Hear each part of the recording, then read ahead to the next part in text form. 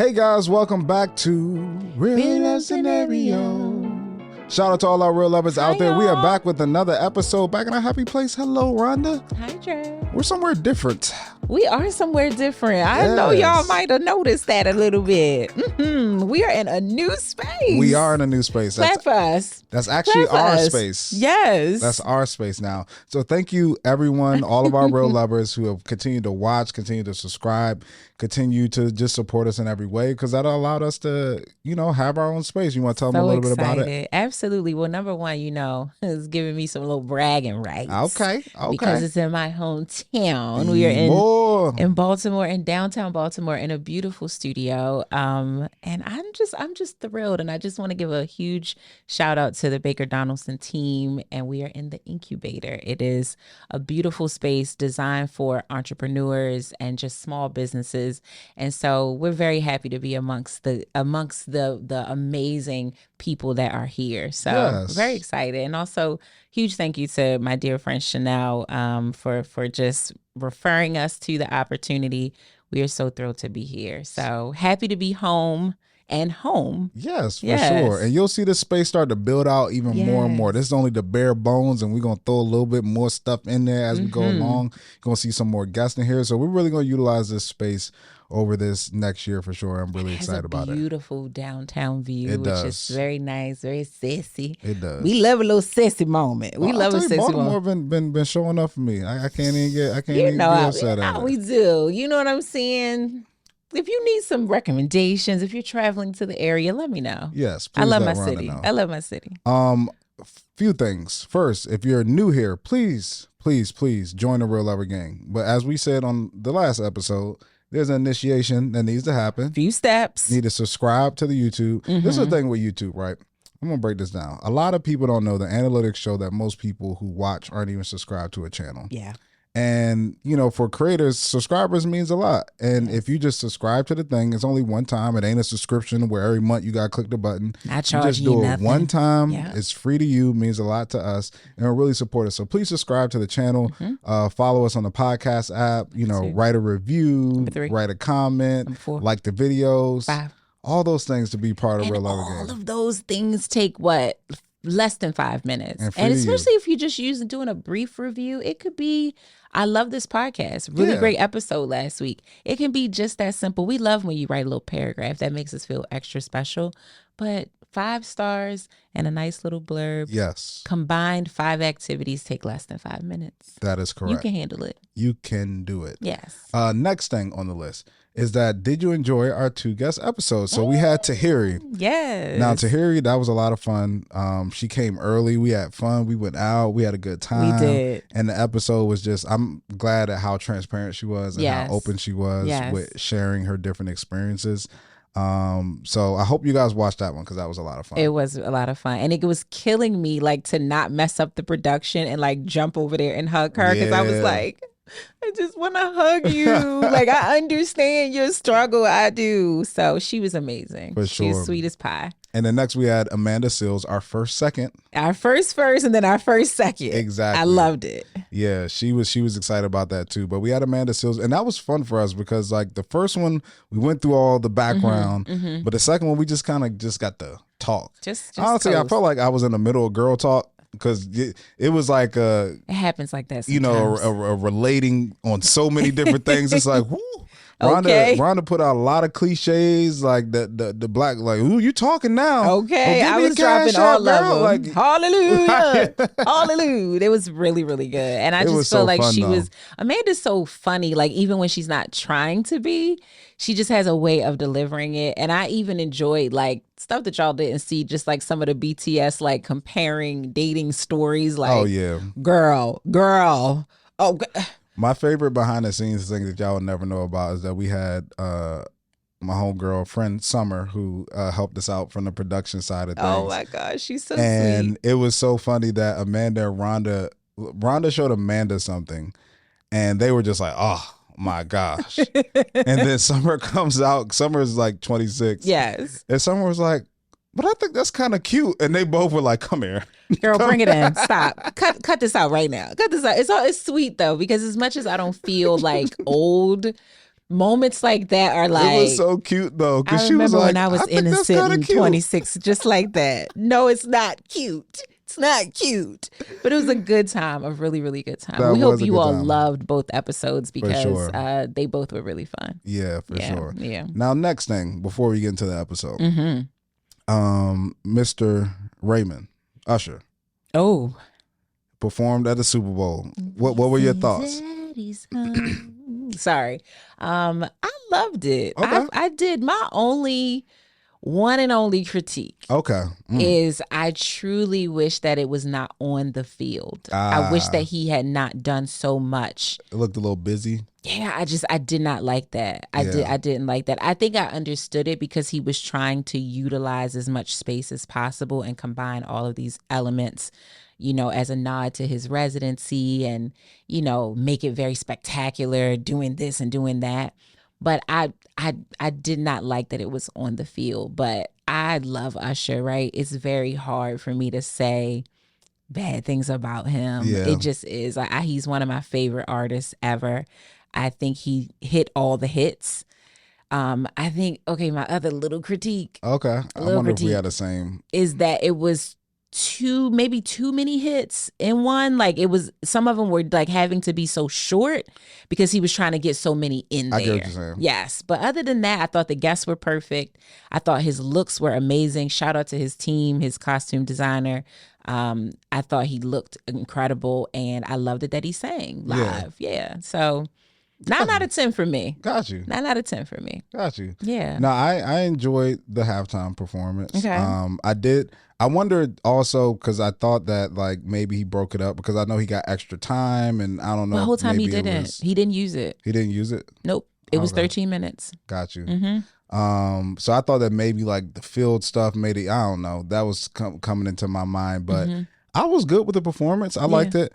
Only thing I wish, I'm like, yo, if you got Lil Jon and Luda there, I wish we could have got Lovers and Friends. Okay, yeah, that would make sense. Like, and I know that might not be the national, international hits, but like, you know, for just do a little moment of it. Yeah, Usher, know you for a long time. Shout it. Yeah, like we needed that. Like we needed that. That's so true. That's so true. Would have been good. But everything outside of that, I think was sharp. Yeah. He looked great. Sounded great. Shout out to my friend Lola, who is his groomer. She did an amazing job. He looked amazing. I thought Will I Am was Kanye West. We all did for a second. Everybody was like, "Is yeah?" Because that first time seeing Will be that thick. Yeah. And then the helmet. Look, yeah, it kind of went with how Kanye looks right now. It was like, oh wait, no, because Kanye and Usher that wouldn't make sense. That wouldn't make sense. That would make sense. But off guard. But shout out to her too, because I love her. Oh my gosh, she incredible. Is great. And I've been to her show and like it's half like a rock show. So she like loves guitar, rock, like stuff like that. So she was amazing. And also congrats to getting married. You know, he married his longtime partner. I thought that was really cool. Like as a woman, I would feel so like, wow, like all in this moment, like you're really happy for your man, but then it's like, then we get married on top of this. Like it's just really dope. It's just really, really, really dope. I love how they incorporated their kids. It was cute. Great week for him. Yes. Usher's been riding a high. For sure. He's been riding a high. And I guess there was a football game too. Right. Didn't see any of that. Totally did. Like I'm not even joking. I didn't see any of the game. No. Oh man. Well, let's get into our Real Lover review. My favorite part of the show. So this is from Soul Yoga 81. Okay. Adoration to the max. I absolutely enjoy what? Oh, you just love that. Just love that title. I absolutely enjoy listening to this amazing podcast. I also have been able to incorporate some of your messages within my yoga practice to my students. When I say advice be hidden, knowledge be uplifting, the finger two snaps. Both of you are amazing hosts, give absolutely resonating advice always, and you're winning. Kudos, much success. Wow. Soul Yoga. Shout out to you. We appreciate you. And you. My number one. Just to stay on the theme. Stay on theme. Now we appreciate that. That's so cool. And I'm like glad I would that love we for relaxing yoga, right? Advice. You like know? what I'm so curious to know. Like what things have does he or she use to incorporate into yoga? I'm so interested. Breathe in and communicate. Yes. Breathe out and release that trash situation. I love this. I love that too. Yeah, that's so cool. Thank you. Thank you so much. You ready to get into our real life love scenario? Yes. I'm ready. Right. So this one has been hitting the blogs and social media and all over Beyonce's internet. Beyonce and Jay-Z's internet. So on the Social Proof podcast, host David Shands engaged in a conversation with a guest who reveals that his major life adversity his major life adversity is his marriage. His major life adversity is his marriage. Married for 7 years, the guest candidly shares that he has 2 children with his wife and another 2-year-old with another woman. When asked about excelling as a husband, he mentions attempting a unique gesture of sending his wife a blue heart every day for a year. However, he admits that this commitment only lasted 21 days. The podcast explores personal experiences and challenges, providing insight into the guest's journey in marriage. So, first, Rhonda, I want to know, I'm sure everybody's seen this clip. First, what are your thoughts on Mr. Blue Heart?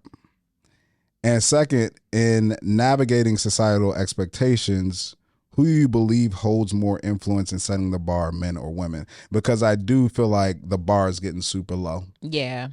You know, I had to watch that clip twice because I was like, what? Like, I just kept being because he was being very cryptic at first. Like, David had to keep asking like, what exactly are you saying? And for me, it's like, you're basically saying your biggest adversity right now is getting through this rough patch in your marriage where you cheated and had a child. It's already problematic to me that you can't just say that that's what it is, right? Like, you can't just admit to that, like, that is a thing, because that is a heavy thing to get over. It really is.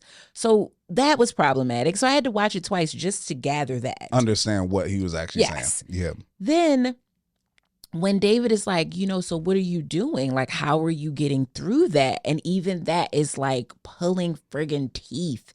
And he comes up with this, you know what I did, man, is, I just sent the heart. And I was like, let's pause right here. So when David asked him, he said, I do a couple things, but you supposed to come out. Now the audience knows you had a baby on your wife. Yeah. You supposed to come out with the best thing. Yeah, the heavy hitter. The best thing that people would be like, oh, he's trying. Yep. He really doing it. And he came out with the blue hearts. Yeah, no. I couldn't. I said to you, like, when we talked about this over text, I was like, yo, I want to talk to the wife. Like, because I try to be understanding of the fact that, like, maybe that was going to do it for her. Maybe he knows that would do it for her. But I don't know anybody that would, like, do it for. Like, that's a cute thing to do. I don't think it did it for her.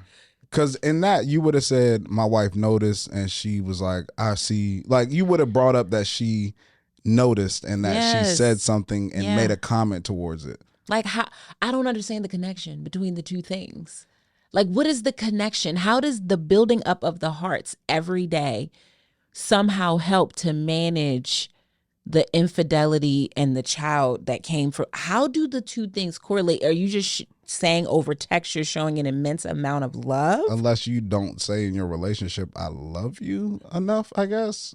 And I don't even know if those blue hearts are that. It was all over the place. I was so confused, and then I was so irritated because I was like, and he actually, like, believes this shit. Like he actually feels like that was a great valiant gesture. Effort. Like, let me tell you what I'm doing. Watch this. And then you say, I was going to do it for a year, and you didn't even make it 30 days. Nah, nope, no. I would be so embarrassed if I was his wife. If I was his wife, I would be, I'm sorry. I would be so just embarrassed. Like, babe, that cannot possibly be all he did, because the baby is 2, right? So you had to have done some other things. Like, you think he was nervous? I think so. I think sometimes when people get in front of cameras, they just don't know what they be saying, or they, like, their mind goes blank. Yeah. So when he was like, oh, it's a few things, And then he probably just went to maybe the last text he sent to her and it had a heart in it. I don't know. But it just was not, it was not the thing that you should lead off with if you're trying to show like, yeah, I've been putting in work. No, the math wasn't math at all. And to your second question, yes, who is more responsible for where the bar is? Yes. I mean, I think always in any dynamic, the standard is set by the person that is in the position to I guess be the decision maker, right? So if you did something to me and I am giving you grace and room to recover, I have to set the foreground for what that looks like for me, like what would make me comfortable with giving you this grace or truly forgiving you or allowing this to move forward. So then I would be the person setting the bar. I would be saying I require this in order to feel like that. I do think specifically in these types of dynamics between men and women, I think that, it's a tricky thing, but I would have to say in this particular scenario, the standard is probably, the bar is set too low by her. I want to believe that after 2 years, he had to do more than that. There had to be something more than that to make her say, okay, we can push past this. I have to believe that, because otherwise I'm like, she just can't possibly have any standards if she's willing to just take him back under those circumstances. But I also don't know the dynamics. Like, is he taking care? I don't know. You know what I mean? Like, I don't know the reason for their connection. Is it truly love and life partnership and commitment? Or is it, I'm here because I benefit highly I don't know. You know what I mean? But I think we all can set the bar too low for what we require in relationship dynamics, especially when you've been harmed, especially when there's been a transgression. I think there's a balance. I think you want to set it to be something attainable for you to be comfortable with. And I also think you want to set your standards based on like health. Like not even like just what make you feel good, because just because it makes you feel good doesn't mean it's healthy. Very true. Like some people go through a cheating situation and they're like, I need access to everything all the time. Now that to me is not healthy long term. That may be a fix for the moment, but you can't possibly like be in tandem and reading every text message forever and ever. That's not good. Ain't always good for you. That's correct. So I think it has to be a balance. But I will say, in my own experience sometimes, and in that of the women that I know, sometimes the bar has been set much too low. Like they just have to do the bare minimum. To get in the door. I think that was well spoken. I think you made some really great points. And when I look at the situation, I hate like saying that, it's this person or this sex versus this sex, but for the exercise, for the question, if I look at the situation, we can work through this, right? We can work through this. Yeah. When I look at that question, I would have to say I've seen women more drop the bar lower than men do. I've seen dudes that ain't got nothing to themselves that ain't dropping a bar for the type of woman they want to be with. She got to have a job. Even you see the dudes, what Mona used to call cellar dwellers, who stay with women who got full-time jobs and mooch off of them. Hobosexuals, as some people call them as well. They ain't dropping their standards for the type of person they want to be with. Right. You got to come with a job. You got to come with your stuff together. And then even those men who people see who are super successful and you say, oh, they would take a waitress or something like that. There's a certain standard of beauty and a certain standard of keeping up with yourself that they're requiring, and there is a bar, and they understand this is what I'm getting a lot of times versus this is what I'm getting and I'm hoping for something different. Yeah. And I feel like on the flip side, like women, a lot of times you guys like drop the bar to try to just make some candidates more acceptable. Or even sometimes men get confused because you'll have a guy, what they always say, the nice guy never wins. The nice guy will see a girl and then she's like, you with this dude? He ain't got a job. He mooching off of you. He doing all this, blah, blah, blah, blah. But I see you with this dude. Well, I got my stuff together. I'll treat you right. I'll do this. But you're with this guy for some reason. So yeah, to answer that question, I think I see women dropping the bar a lot lower. Yeah. But it's also men we have to do a better job too. Like you said in the last episode, like you came from an era where men brought flowers and they did the courting thing and were gentlemen. Yeah. Even if sometimes they didn't have all their stuff together. Yeah. Or like even if they were Rolling Stones, I had a whole bunch of kids, the way that they made you feel when you were with them though. Yeah. Was like, I'm his queen. I'm at the top of the world. Yeah. So I think it's a group effort that we both have to put in to be better and do better. But we continue to have to push ourselves to raise the bar. Yeah. But I always say with women is like we're as men, we're only allowed to do what you allow us to do. And if you hold the standard as a group to a certain point, we have no other choice but to reach that point because you hold the keys to the gate. Yeah, but it's like, I think about playing devil's advocate for women who say, well, I have to drop the bar because then what options are available to me? Like if I make the bar not even super rigid, just like for me, most of the time I just want what I can give. But in certain dynamics, that feels like a lot. Like that feels like a lot. And I don't even want to get into the money talk, but that feels like, am I being unreasonable? That like, I want someone that is thoughtful. I want someone that is pursuing mental health.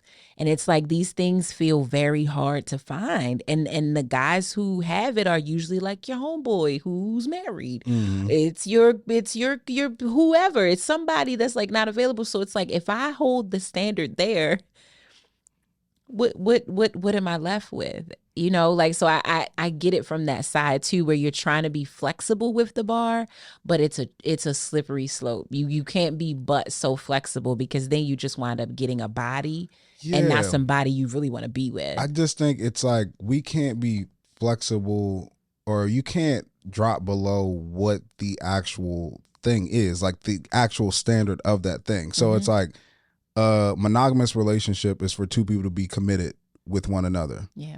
There's no flexibility with that. Like there shouldn't be a flexibility on the monogamy part if that's what you guys agree to do. And that's where I think we, fall sometimes or mess up, to where it's like, nah, we ain't negotiating the commitment part. Right. We have some other stuff we may have to figure out. Oh, if you have a kid, like, oh, that wasn't what I wanted, but after meeting you and doing this, maybe I can do it, and we can have some flexibility from those things. But I see too many people being flexible with the things that are like, they're not bending, they're breaking. Yeah. And it's like, these are things that you don't want. Like, you don't want. Yeah. And the behavior that you don't want from a partner, but you're being flexible with that. Right. And it just doesn't make any sense. No whatsoever. Yeah. Just let's step it up, guys. Everybody, let's do better. Yeah. We all need to do better to, because I hate seeing it. No blue hearts after you cheated and had a baby, okay? All right, I will move on. Let's get into our real love scenario. This week we hear from a name that I've coined this person, Jamaica Me Crazy. Scenario says, hello, I have recently come across this podcast video and I felt compelled to write my story. I left my first marriage because of physical abuse, making a promise to myself that I would never allow anyone to mistreat me again. 2 years later, I met a man with whom I started a relationship, and that was challenging for me and my children, but he was supportive and caring. We moved in together after a year, and for the first 9 years, everything was wonderful. We planned to get married, but he wanted it quickly while I preferred to take things slow. There were no secrets between us, no hidden phones, and no fears of being lied to. I felt confident and secure. However, things changed when he started spending a lot of time with a group of friends who were all in relationships but would hang out every evening, drinking and socializing in a parking lot.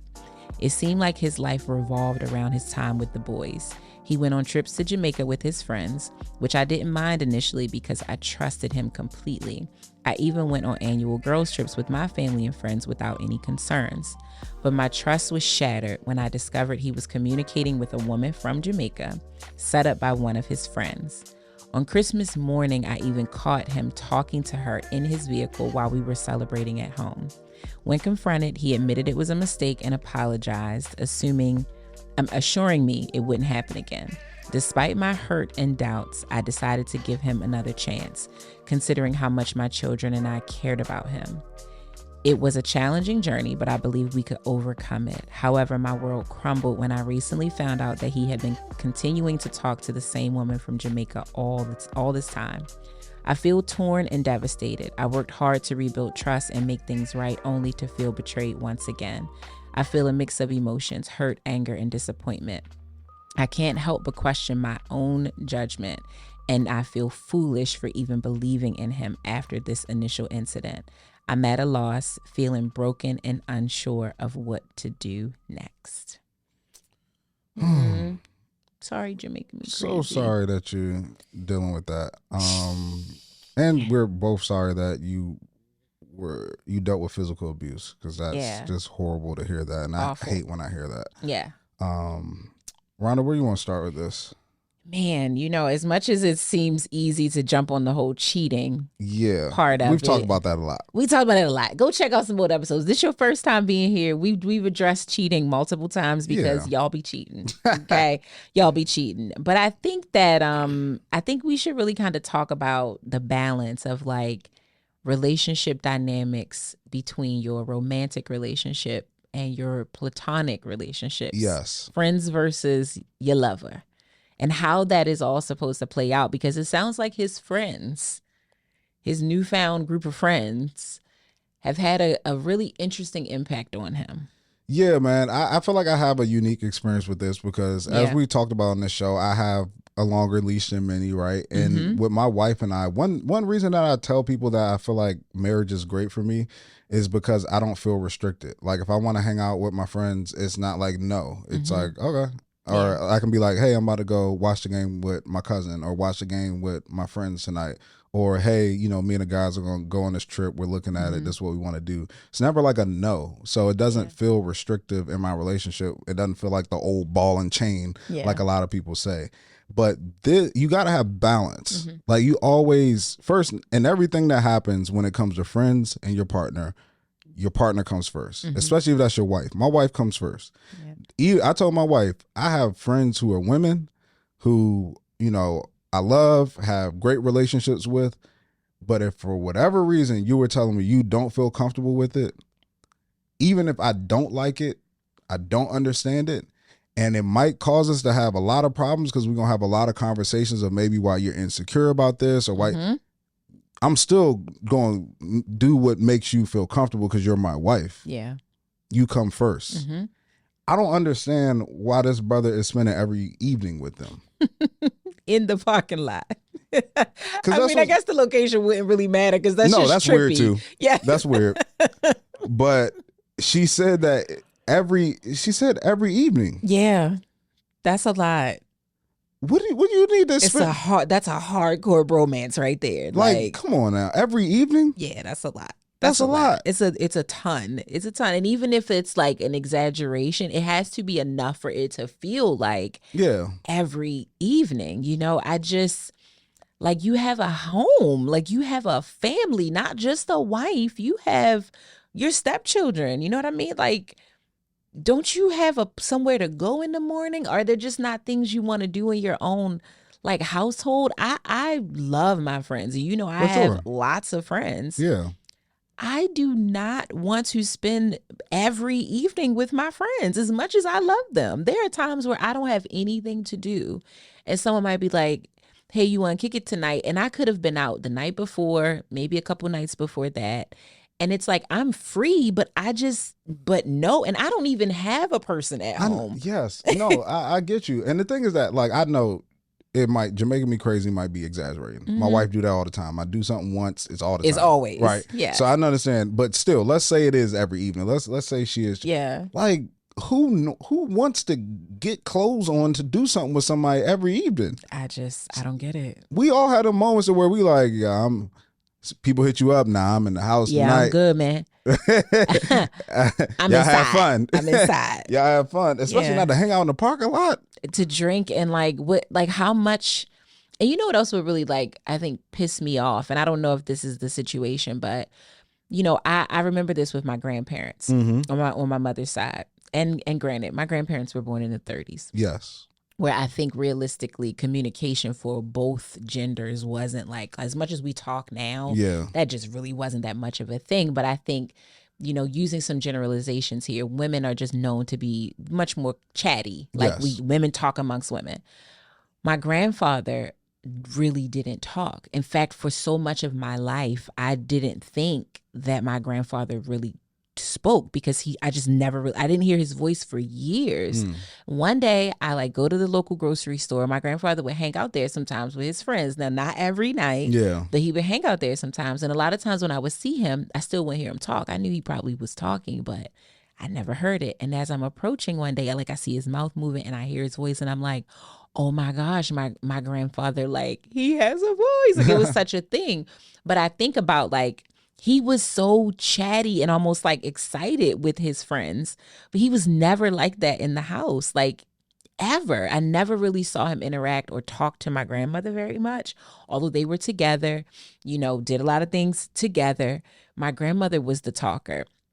So it really like pissed me off if that was the dynamic where like when you're in the house, you don't really have a lot to say. You're not very social with me, but you can go and find time to like be with the boys. And like, that's where you really liven up. And I think you do get to kind of be more of yourself sometimes when you're with your friends. There's a looseness that you can probably have that you can't have when you're in a relationship. Yeah. But every night just would make me think that you just don't like it here. Yeah. Like you really don't like being here with me.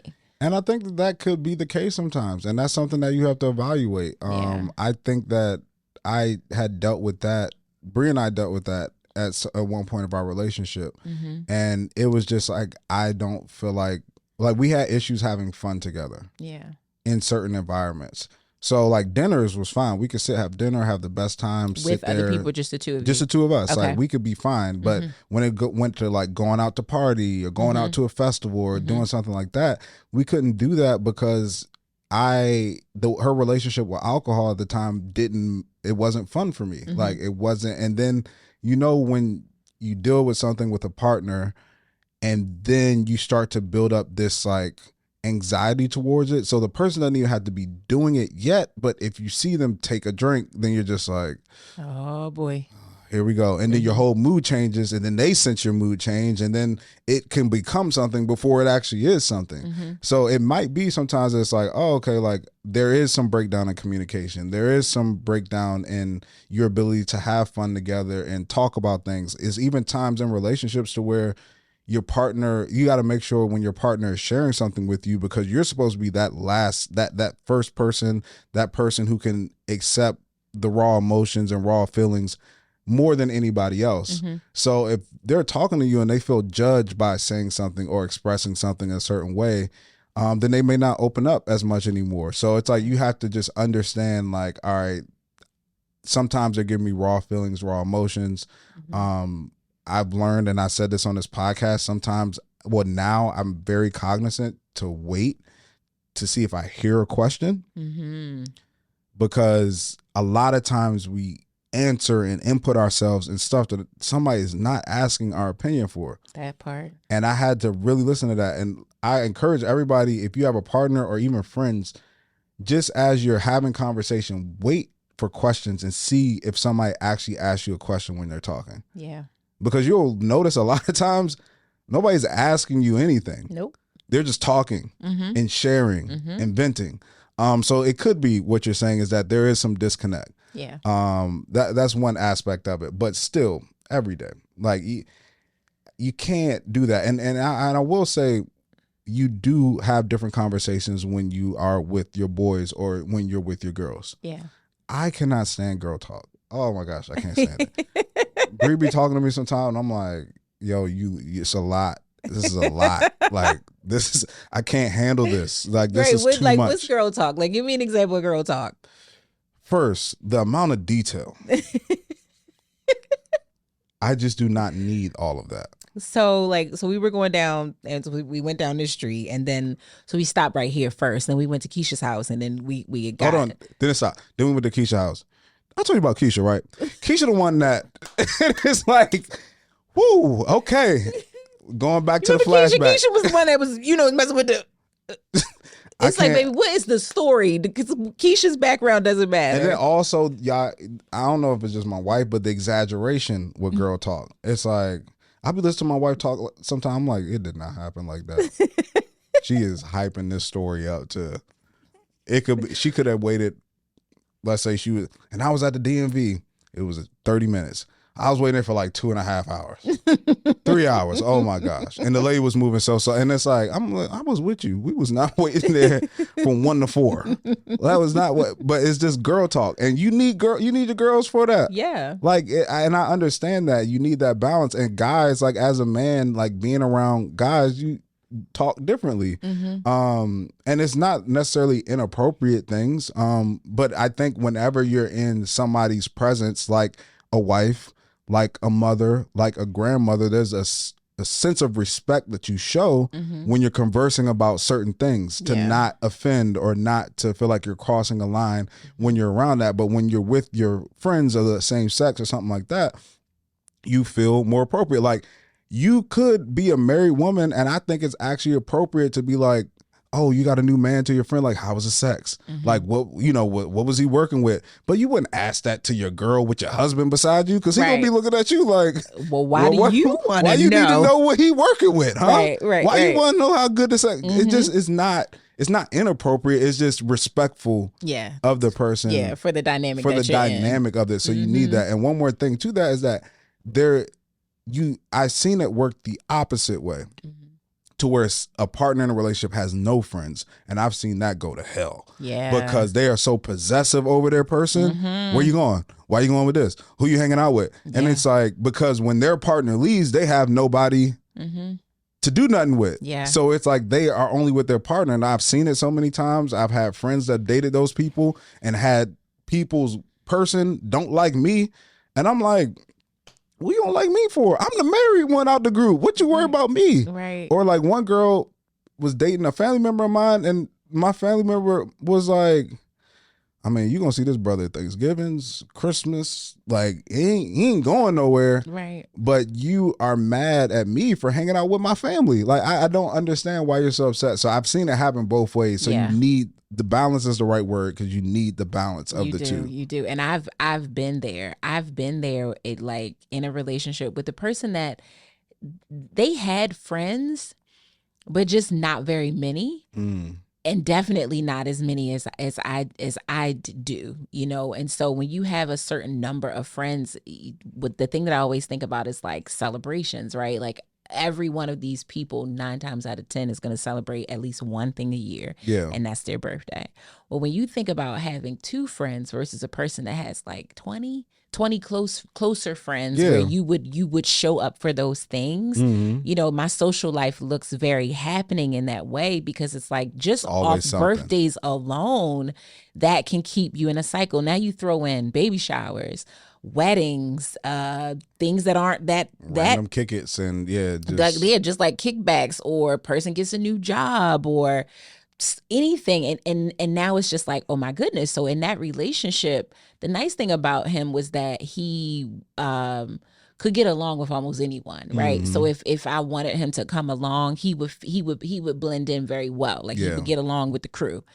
But the downside of that is that he started to feel like I was always with my friends. And it would just be very similar to what you just talked about with Bree, where like something happened and then it becomes an exaggeration, like it's always happening.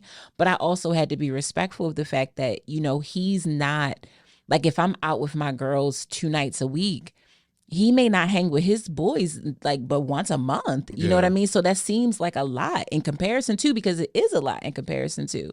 So I had to be very mindful of that. And the other thing, like in the beginning, he started to kind of show like this possessiveness of, you know, I need to know when you get to where you're going, right? Like I just wasn't used to doing that. And I've been in relationships, but I was not used to anyone asking me to like check in when I got to my destination. So that was a very hard thing. And we had a tough time with that, because he's like, I'm asking you to do that because of safety, not because I'm trying to be possessive of you. But here I'm thinking like, well, it kind of feels like you're trying to be possessive of me. Like, it kind of feels that way. So we went back and forth on that a lot and found a happy medium to where I was like, one, I'm not trying to like not tell you what I'm doing, or I'm not being sneaky or anything. It's just going to take me some time to learn it. You talked about this on other episodes. When you ask someone to do something, you have to give them time to like do it because it's not a part of my routine. For sure. But then I also had to really remember. So it was times where I would have to set like alerts, like in my phone. Like,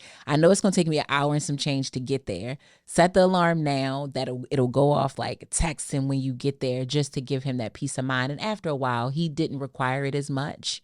And I think it was because I got used to doing it, right? So it is a balance. And I do think that friendships are so incredibly valuable for sure to your life, to me, especially when you're in a relationship, right? Because the right friends can be a really great sounding board, but they can also be like accountability partners, like especially if they're friends with both of you, where it's like, you're talking to me or you're venting to me about a situation, and you need those strong friends that are going to be like, nah, I think your perspective is off, or like, I think you should revisit that conversation, or actually think you were wrong in the dynamic. You need those types of people, because if you don't have that type of circle, or at least one or two support people like that, sometimes you could just be talking to a friend that almost is, I don't want to say hating on your relationship, but kind of like they really don't care if your relationship is successful or not. So that kind of leads me to what I think you have is like this amazing group,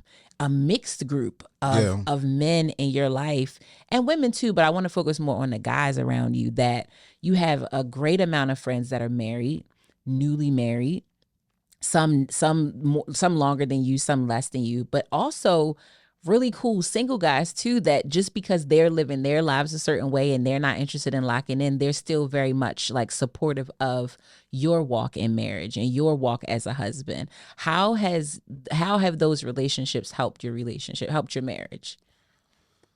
I think it's just being around people of like mind that you can just have candid conversation with, and they understand. Like, I think one of the biggest things when it comes to overcoming something or working through something is knowing that you're not alone. You find comfort in that. Yeah. And even when I talk to my cousin who's an accountant and I bring up a business concern and I'm like freaking out about it, he can put it into perspective for me as an accountant and be like, no, everybody deals with this, or this happens, or you're in better position than most people with this. And it's like, okay, it's not a one-off thing. It's not some freak thing. It's something that I can work through and something that I can figure out. And being around other married men allows you to have those conversations and get perspective on certain things, and understand, like, even honestly, even hanging around the single friends makes you appreciate your marriage more, right? It's like you get out and you see some things and you be like, whoo, the amount of times that Bree and I have texted each other, like, whoa, man, I'm glad that it's rough out here. It's crazy, man. It's a wild, wild west. Like, these people out here be losing their minds. Yeah.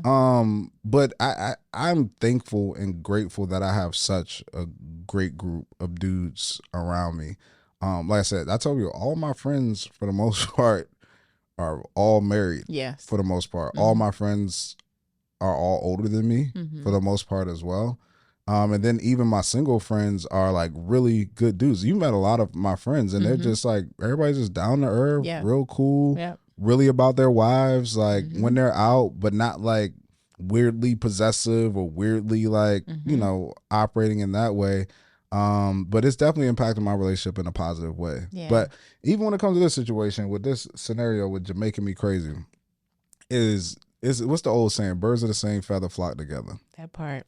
And I always tell people, we as humans are herd animals. Is that we operate by being in groups. And how it works is that either you conform to the group that you're in, or if the group that you're in isn't doing the thing that you ultimately want or is aligned with you, you leave that group to find another tribe. And when it comes to old boy here, you could tell this tribe isn't the right tribe that he should be with. Yeah. Because how many times have we seen, and people might be like, oh no, I could be in a group and not conform. How many times have we heard with somebody is that, he's a good kid, he's just running with the wrong crowd. Yeah. Yeah. So many times. Because you still get involved. If you're in that, you can't roll around in the mud with pigs and not get dirt. Like it's gonna rub off on you. Mm-hmm. I remember going from private school to public school. I didn't curse when I was in private school. Started getting in public school, slowly started trickling into my vocabulary. Yeah. And it's because that's the environment that I'm around. And if you're in an environment that's conducive to being happy, healthy, if you're going through something with your wife and your boy is like, yeah, I get that, man. Like, so-and-so be getting on my nerves too, but man, you guys will be fine. You work it out. I'm sure that there's something you need to figure out.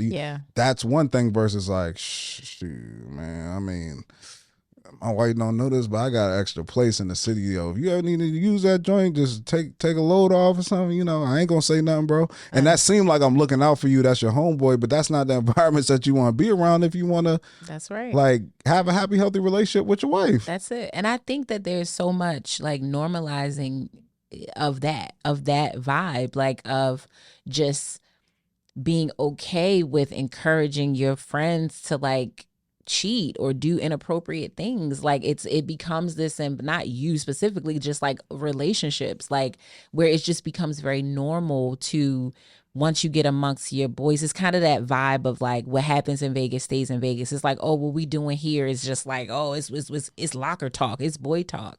And it's like, no, it really shouldn't be that way. It's like, none of you should be doing that, first and foremost. Yeah. But if you're choosing to walk that walk, if you're choosing to do that and violate your marriage or your vows in that way, to me, it's just really crappy to encourage someone else to do that. I think if you're being honest that that's what you're doing and that's a choice that you're doing, I think when your boy or girl, you know, whoever is up against that, you should be discouraging them. Like, listen, I know I'm doing it, but I'm not a good example. Like, be honest about it. Like what I'm doing is actually not okay. Okay, it's not cool. Like, I shouldn't be doing this. I gotta button it up, or I gotta be done with this. I'm having a lapse in judgment. And I think that just doesn't sound cool. Like, it sounds cooler to be like, what you probably need is a little something on the side. And I know like we sensationalize cheating and that it's so normal to do that. But I feel like that's a part of kind of what we talked about with the real life love scenario of like, we need to do better. If we want to have strong, long lasting legacy families and relationships, we have to stop encouraging the bullshit. We have to stop that. Yeah, I think as men, we have to do a better job of being more in our friends' business. Mm-hmm. And I say that not to be like, you know, intrusive. Yeah. But women do a great job of that. And I think that's why women, your friendships tend to like break sometimes, because you have such a strong relationship, it's a lot of depth, and so personal and so much depth, and why men can typically have lifelong friendships because there's not a lot of depth to it. But I've seen how my wife operates with her friends. She gets upset if you're a friend but you're not sharing what's going on with your life.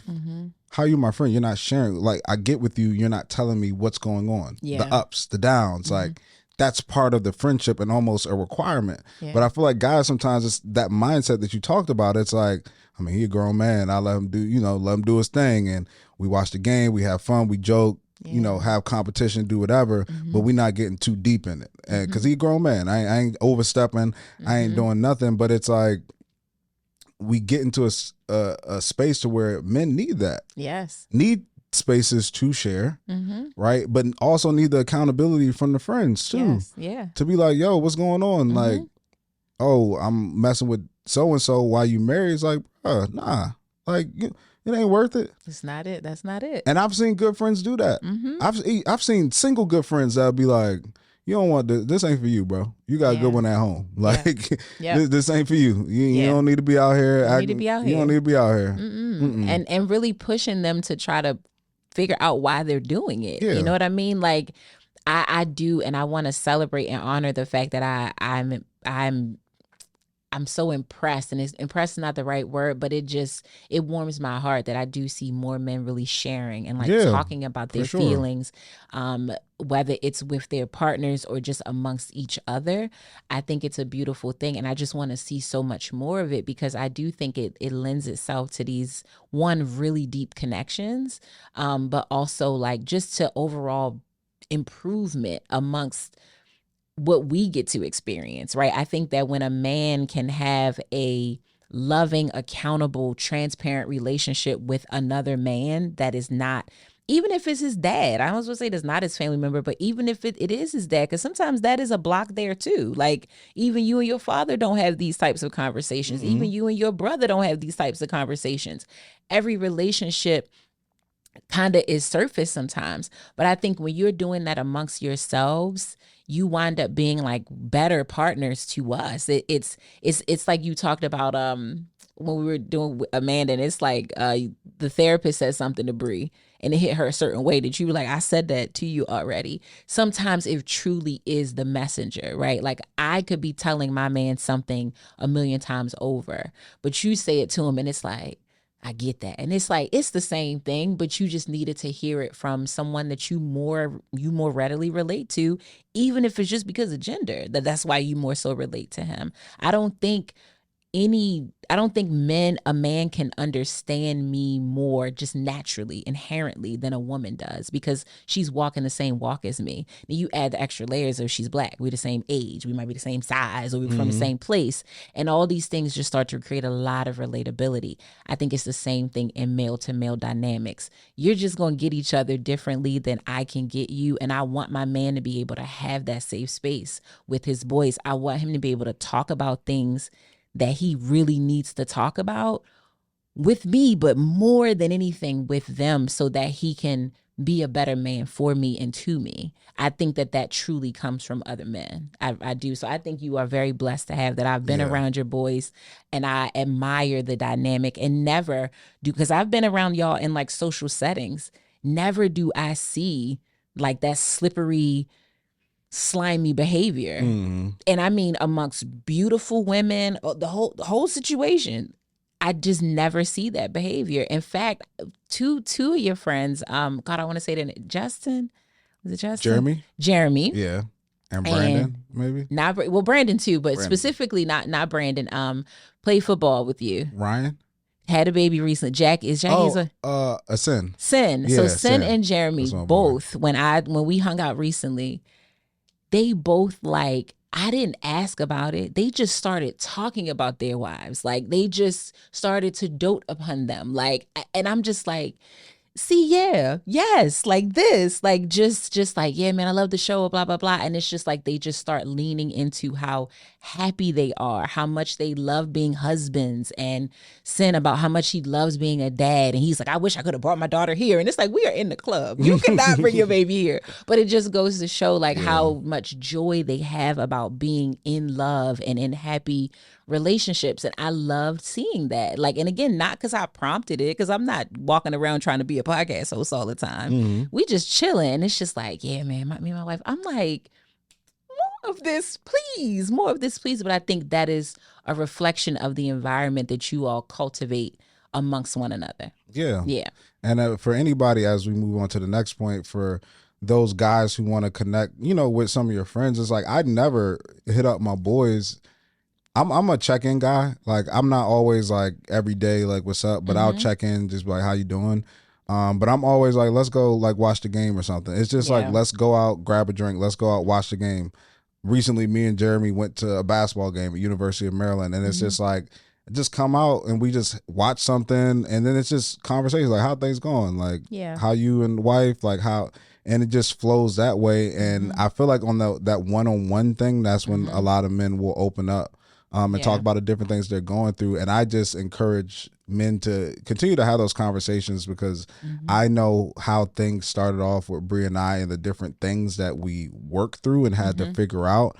But I know if you remain patient and you have somebody who loves you, like what the benefits of that could be. So it's always just important to, continue to emphasize that, if you stay patient, you guys keep working on it, like you'll get through it. Yeah, absolutely. So you talked about having a leash. Yes. A very long leash.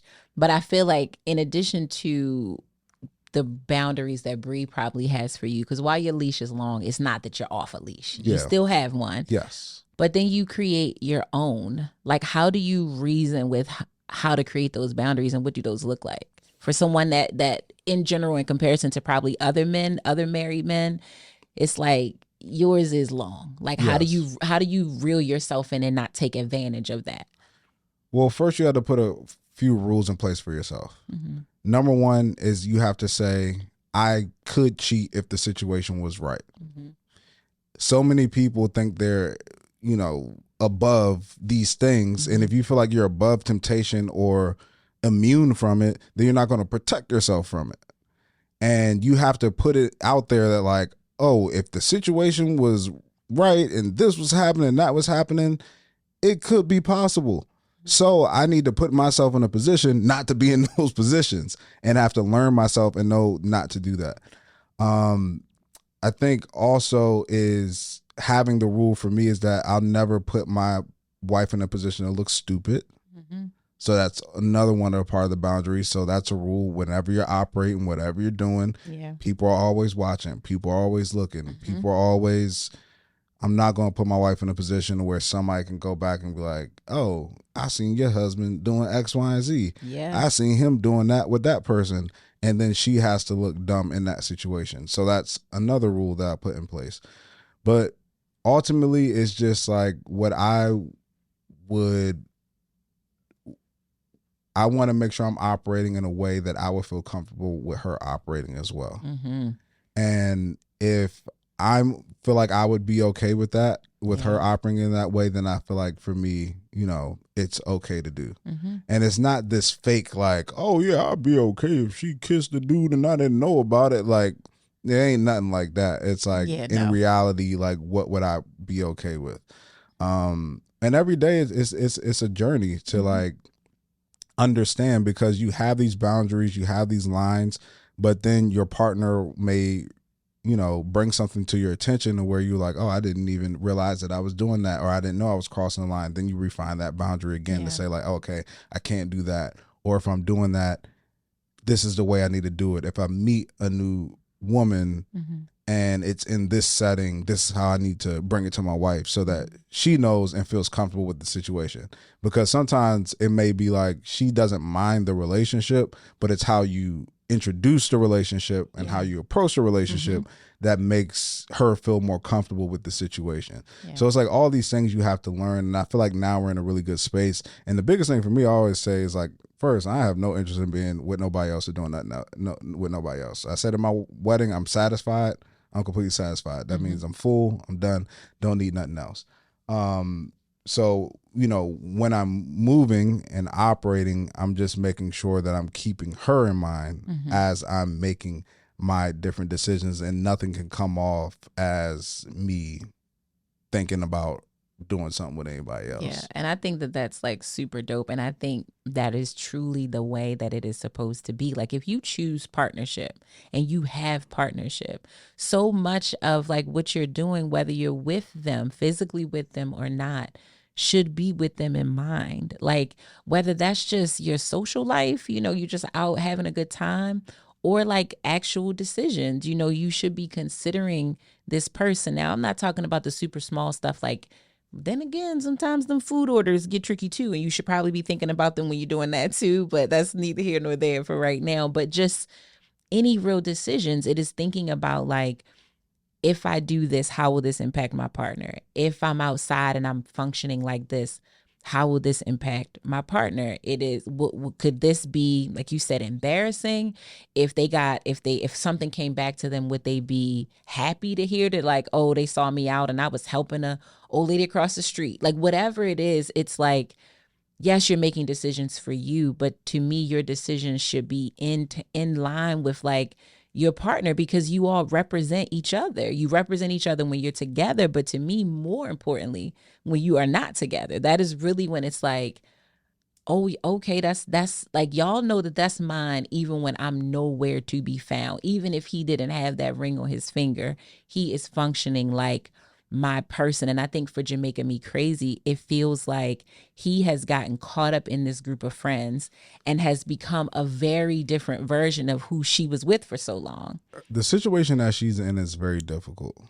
And I can only speak from my own experience, so I always share different things about me and my wife, but that's all I have to go off of when it comes to the relationship stuff. But I've been in a situation like this to where I feel like Bree had a friend that she was hanging out with, and I didn't feel like that friend was a great influence on her, and I feel like it impacted our relationship. It wasn't infidelity or anything like that, but I feel like it impacted our relationship. And it's such a hard thing to address, because when somebody's hanging out with a friend, that means that they're enjoying themselves, right? So it's hard for you to tell them that the person that they're enjoying themselves with is not good for them. It doesn't come off right. You know what I mean? Yeah. And it's hard to get them to stop being with that person, especially if you're in the phase of like, I can just sense the difference, versus like they're being concrete. Like, you don't want to wait until you see the cheating with the Jamaican girl to say like, you need to stop. But you can sense it way before that, right? Yes. But it's hard to bring it to them to get them to stop when there is nothing concrete there. And you almost, which sucks, is they kind of have to see it for themselves. But who knows what the aftermath of that is once it gets to that point. Yeah. So it's a very tough situation to be in, because I've been in it before, and it's hard to really get your partner to see it, because they're having a good time when they're with them. Yes. So it's like, oh, you're just being a party pooper, or you just don't want me to have a good time, or all I'm doing is just hanging out in a parking lot. I'm not doing nothing. We're not going nowhere. But you can see it. It's something changing. Like, but it's hard to get them to change. Absolutely. That's a very, very hard position to be in. Have you ever been in that position? I have not. Okay. I have not been in that position. I think that I have been in the position of the partner feeling like I had those types of people around me. Got you. Where I had friends that didn't have my best interest at heart, and not even so much of like they were influencing me to do bad things. For me, it was they didn't seem to be happy for me. I've had that happen more than one time. And I think that is an interesting dynamic to explore in friendships, when you both are used to being single, and then somebody starts dating or someone gets in a relationship, and that dynamic starts to change, because now you're probably spending more time with your person, especially when it's new. You get to know someone, so you probably talking to them all the time, you with them all the time. You're eating up some of that time that you would spend with your friends, with the new person. And some friends just can't handle that well. They cannot give room for that. And so I've experienced that, where like one of my friends started to just kind of be very weird towards me, and my partner was picking up on it. And then like she just like flat out said it. Like, it blew my mind that she was just like, yeah, you're never available anymore because you got your man now. So, and it was just like, oh shit. Like, okay. Like, it's like, so he was right. But to your point, he did have to allow me to see it. And honestly, I didn't like when she said it, right? I didn't like when she said it at first, because I felt like, you're not being reasonable. Like, you and I have been friends for I don't even know how long. Like, of course things are going to change with how much you and I can spend time and talk and all of that, because I'm in a new relationship. But I also gave her a lot of grace, because she didn't have anything to latch onto that like I did. And so all that was a very, it was a tantrum of sorts. Yeah. It was a lashing out of sorts in the moment. That was really, when I break it down, it was just like, I miss you. You know what I mean? I just miss my friend, and I miss being able to do certain things with you. And so for him, his mindset was, she hating. She don't want you to be happy. And it's like, it's not totally that, but I had to see it for myself. Yeah. I had to walk through that for myself. So I get it. I've been on that side of it. The dangers of like what I feel like Jamaican me crazy is dealing with, which like, and I want to help people identify it just to be able to understand what I'm talking about and how subtle it can be, is, and like I said, I've dealt with this, is that it's that friend, somebody might start hanging around and they go to dinner with that friend, and it's like, oh, okay, we're going to dinner, and then your person calls you like, hey, we're just going to hit this spot after to, just cap off the night, just have some drinks and talk. Yeah. But that friend, you don't see it, but it's that friend that's like, come on, let's just have one more drink. Come on, like, oh, look at those guys, they're about to buy some drinks. Like, come on, let's have them come over and just get us free drinks.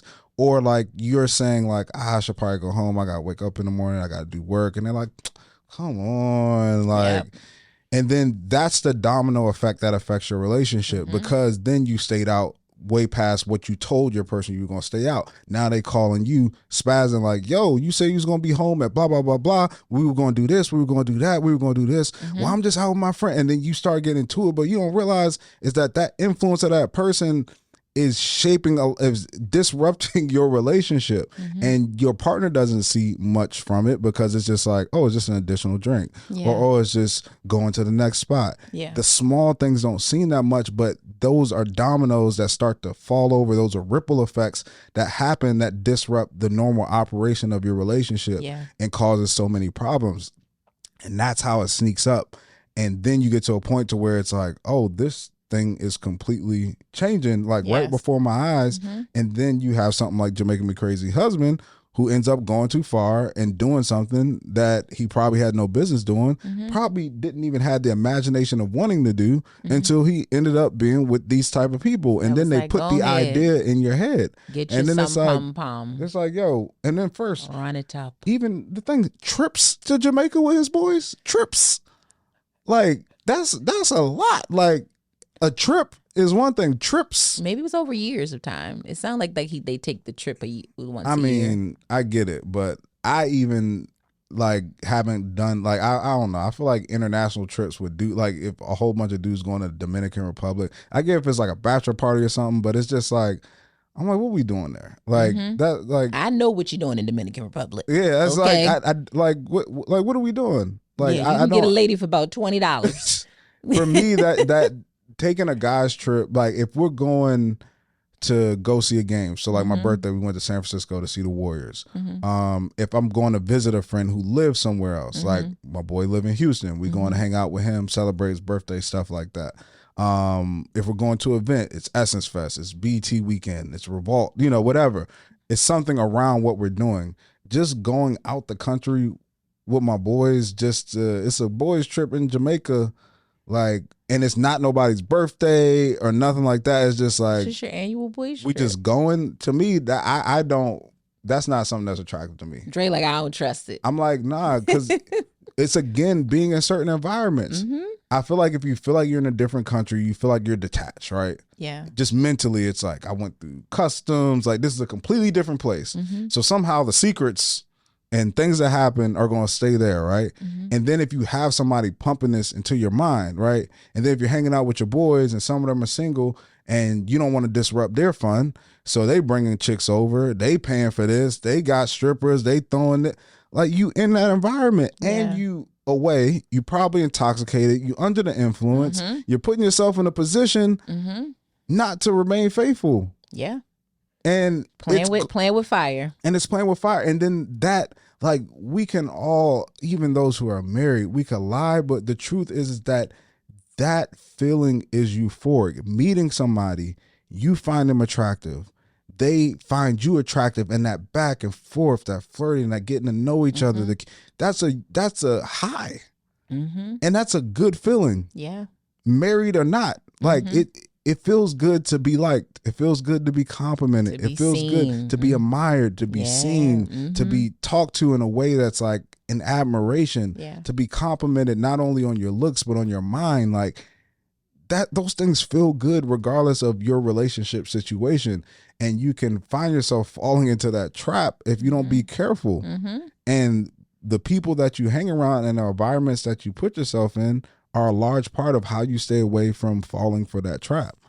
You nailed it, man. You nailed it. I have literally nothing to contribute to that other than I very much like my man to not need or want so much attention from the outside. I'm very leery of men who, again, for me, that just absolutely need to be admonished all the time. Like, I don't think I definitely want, and this probably sounds a little crazy, I definitely want someone that other people might want. You know what I mean? Sure. Like, that's a thing, but if you are constantly seeking it, if you always have to be, you gotta absorb all the space in the room. You can't ever just be comfortable. Again, specifically when you in a relationship with me. Like, if you single and you want to do that, cool. You want the walk through the room in slow motion effect and feeling, cool. But when you are mine, not to possess people, but when you are in partnership with me, I almost want you to be not repulsed, but just like very uninterested, very unbothered by all of the other, because it's like all I really care about fully, like it's cool, but all I really care about is what she thinks about me. Is the attention should be a byproduct of you stepping out, just looking good. That part. Being who you are, putting, dressing how you dress, smelling how you smell. Yes. And because you out, they just see it. They see it. It shouldn't be the goal. Right. You shouldn't be trying to be seen. Yeah, like that's just like stop. Like stop it. It's not a fashion show. Like you're not on the assembly line being rated. It's just like enjoy yourself. But I do see that sometimes. And I think sometimes it's scary because if you're in a long-term relationship, so this is my last thought on this. If you're in a long-term relationship, I feel like this is where I see it the most, where like after you've been together for a very long time, you know what I mean? Like this is when you stepping out and you're looking for attention. It almost makes me sometimes want to ask, is it because you've been in a situation for so long where at home you're not seen, you're not paid attention to, so this is why you go outside and you seek it so much? Oh yeah. I mean, any situation where somebody's seeking attention, there was some point in their life to where they haven't been seen. That's where it comes from. I mean, I was even at that point at one time to where it's like I like the attention. It got to a point to where it's like I know I'm not going to do anything, but I just like the attention. Yeah. And that was because at one point in my life I didn't feel seen.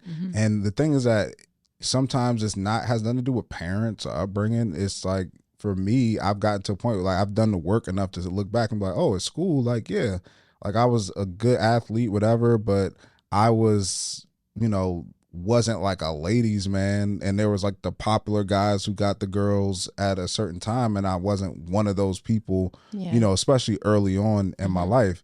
Probably one of the issues too is I went to private school to where my 8th grade class was 50 people, both girls and guys. So the ratio wasn't enough. Just wasn't there. If I went to public school, it probably would have felt a lot different. But that comes from the not being seen thing. And then it took time, like into college, into adulthood, to where it was like, okay, now I know I look good. And I'm like, ooh, let me find this attention. Boom, boom. Eating it up. They didn't want me. Now hot, they all on me. And you go through that phase. But, now I remember that time I called you and I was like, yeah, this is getting old, man. I'm tired, man. Like, I'm just trying to eat, mind my business. These people keep coming up to me and it's flattering. But it's irritating. It's irritating. Yes. And I had to get to that point. And I even told my wife, when I first met her, I was like, yeah, this is something that I'm working through. Like, I like the attention. Like, that's honest. And that's so being honest. And it's like trying to navigate that because I need you to understand first, it's nothing about you. Second, I ain't going to do nothing. It's just sometimes I find myself in those positions and I'm aware of it. And I feel like it's something that just kind of has to run its course, but I'm not going to be disrespectful. And I'm working on trying to figure out the reason why and get away from that. And I feel like I've gotten to a point to where, I overcome it, but I still always check myself in everything that I do. I start to ask myself, like, why are you doing this? Yeah. Why are you doing this? Yeah. If you going here, why are you going here versus there? Yeah. If you, talking to this person, why are you talking to this person? Or if you having this conversation, why are you bringing up this? Like, why are you bringing up your Instagram or what you do? Are you trying to get people to see you for this so they treat you different? Ooh. Like, it's a question you have to ask yourself. Keep asking, why am I doing this? Why am I doing? And you'll start to realize, like, oh, the only reason I'm doing that is because I want them to know who I am so that they treat me a little different. I'm only doing this because, and then it's like, okay, I need to start to operate in different ways. Or maybe if I want people to give me attention, I want it to be for the right things and because they enjoyed the conversation or they liked how I treated them. And that's the growth that you have to go through in order to be better and do better in your life. So I know the last question that Jamaica Me Crazy had was like, what should she do? I think she definitely needs to have the conversation. And it doesn't, I didn't get from anything that she wrote that they have had the conversation about it. It's just she's been observing it. He's obviously cheated according to her standard. He promised that he wasn't going to do it again. He's having this interaction with this person in Jamaica. and he said he wasn't going to do it again, and then he did it again.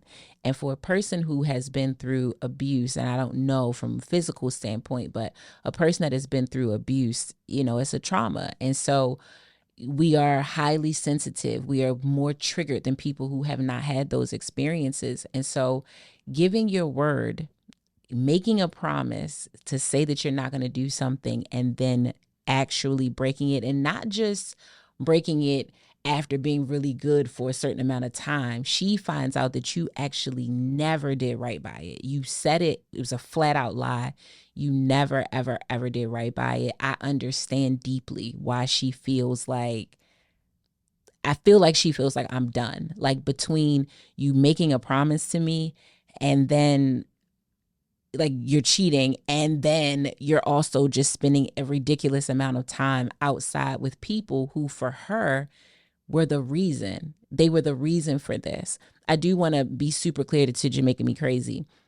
They could encourage all day long, but he had to make the decision on his own. They could have lined him up and said, you should talk to this woman, blah, blah, blah. And we spent a lot of time talking about the influence that friends can have on you, but ultimately he made the decision, right? For sure. So I think she really needs to have the conversation with him to say, like, listen, I don't like what's happening with the friends. I don't feel like you're locked into this relationship. We've been together for so long, and I really trusted you. And it took me a long time to get to that place, because I came off of a bad relationship. I came off of an abusive relationship, and I know he knows that. And I don't ever, because they're married, so that's our rule. We never tell people to get divorced. But I think they are up against a really tough crossroad. And one, she needs to articulate her concerns, and two, really determine if she can get past this. Because I actually understand why this could feel like a full-on deal breaker. Why it could feel like, you know what?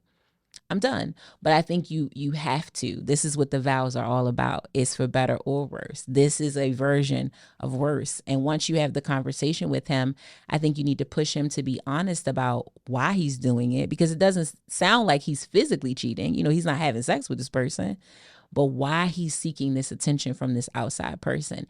Is there a deficiency within the relationship, or is it a deficiency or insecurity within himself, that he's just attention seeking for whatever the reasons are? Because even the amount of time he's spending with the friends is very attention seeking. The fact that he can't regulate himself to say, why are we outside like this every day? Like the fact that he doesn't even understand that is weird, it says to me that he needs attention. He needs attention. And I'm not trying to blame you at all, but something is going on as to why he needs so much attention between the friends and the woman, and why he's withdrawn or pulled so much of the attention away from you. So I think it's just time for some really hard, honest, open conversations about that. And once you have those conversations, I think you'll know what your answers are on what you need to do next. Yeah, for sure. No, that's great advice. I think y'all remember that show, was it Scared Straight? And I think that, that's sometimes the approach that you got to have in a relationship. And I think that, the reason that Scared Straight, or the concept of behind it, is that somebody is doing something wrong, and they have to understand the seriousness of the consequences if they don't straighten up. Yeah, they have to know. I feel like, in a situation like this, the person, your husband, has to know the seriousness, like how serious it is if he doesn't change. Yeah. Because to me, people, when they're met with the true consequences, then you'll know where their priorities lie. Because some people still continue to do it. And if you're met with that scare and you still continue to move forward, now I know where your priorities are. But if that moment you make a shift, realizing what the true reality of your situation will look like if you continue to go down this road, and you then shift, then it's like, okay, maybe we can recover what we have. So like Rhonda said, we never encourage people to get divorces or anything like that on this show. But I think, like, I could just speak for me if I was in a situation. Because to me, it's not even about talking to the person in Jamaica. It's about you lying to me straight to my face. Yep. And are continuing to do it after I asked you not to. And I'm sure I brought up the friends thing and the influence thing. If I was in that position, and I don't know what the situation is, so it'll make it a little bit harder, I would just leave the house. I'm not breaking off the marriage, but I need to figure out what I want to do moving forward. Like, you need to sit in this and be like, oh, shoot. Yeah. Packing up, taking the kids. I don't know when I'm going to be back. I bet you them parking lots going to feel real different. I don't know when I'm going to be back. Yeah. You enjoy your time with your friends. Do whatever. I'm figuring out what decision I want to make, because obviously I asked you to stop talking to this person and you want to continue to keep conversing with this woman in Jamaica. Yeah. I don't know why. So if that's what you want to continue to do, I need to determine what I want to do, because this is not the type of relationship that I want to be in. Nope. And walk out and take your stuff, take it. And it sounds like those are her kids, right? Yep. Take your kids and go somewhere. Indefinite. You need to know that this is not a joke. I'm not going to keep arguing with you, but still staying in this house and stop. Like, I told you, it's not a game. Yeah. I will be gone if you don't get this together. And you need to feel that. Yeah. And you need to know that I ain't playing. Yeah. Don't nothing shake you up like an empty house, child. Whew. Because that's the issue I see a lot of times. And with women in this situation is that the threats are empty. So the guy doesn't feel threatened. The bar. It's a standard. It's like, it's the bar. You argue, you yell, you scream, you get upset. But if he feel like ain't nothing going to change, it's like, I just got to be more careful so I don't got to hear her mouth. Yeah. But I'm still going to do my thing. You make such great points. Really, really, really great points, and really almost a differing perspective, but I fully agree with you. I think it's the conversations, but I do think sometimes you just gotta mute up and let your actions speak for themselves. It's like, okay, because I've already talked to you, and some of this stuff is like, really have to explain this to you? You know that you're not supposed to be doing this. If I was keeping up with a man in France or whatever on the phone or text message or whatever, and I also happen to go to where he lives once a year, you wouldn't like that. You don't have to explain that to me. I know that. So I think that really, really great advice. And then when you try to leave, he gonna try to talk to you. Don't talk. Ain't nothing to talk about. We already talked. I need to think. I need to think, and I need time. I need space. I don't know when I'm going to be back. I'll figure it out. If that don't shake him up, then you know what you got. You know what you got. If his friends in Jamaica woman is more important than that, okay. Or if he don't reach out or not, that lets you know something. Yeah. And it may not, it's going to hurt if that doesn't. And a lot of people won't take that jump because of the risk that the person might not react like you are the priority. Sure. Because that's scary, right? It's like, what if they don't? Yeah. Then it's like, oh, shoot, like this might be it. This might be it. Like, this might be the end. Yeah. And I don't want it to end. And maybe if I didn't do that, did I do that to make it end by leaving and taking it? And you start to blame yourself, and it takes courage, but you got to know what you got. Yeah, you do. Man, Jamaica me crazy. Listen, you got some solid advice, mama. You got some really, really solid advice, and really just wishing you the best in this situation for not just you, but for your children, because I know that's hard, right? When you find a new person that's not your kid's father, that they are now see as a father figure. I think that's the other part of it that sometimes latches you onto someone because you don't want to disrupt your child's life. So really just wishing you the best. Hope that you got some value out of that. And if you want to write in, you know where to find us.